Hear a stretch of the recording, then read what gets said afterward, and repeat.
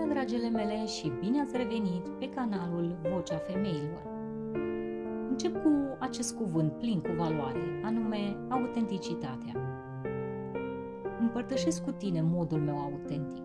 Ce înseamnă pentru mine să fiu autentică? Și te las în spațiul tău sigur să reflectezi asupra acestui cuvânt, autenticitate. Poți reveni când simți cu un comentariu sau lasă o inimioară să știu că acest mesaj a ajuns la tine. Părerea mea este că, fără autenticitate, noi nu am mai fi unice.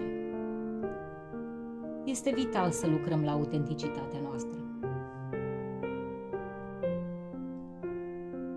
Una din întrebările pe care mi le pun este: de ce aș vrea să fiu la fel ca altă femeie?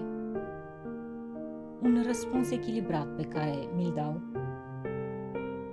este: da, admir și mă inspir de la o altă femeie. Poate modul în care se îngrijește, poate jobul pe care îl face, modul în care își tratează familia, prietenii, copiii, dar niciodată nu îmi doresc să fiu o copie a altei femei, pentru că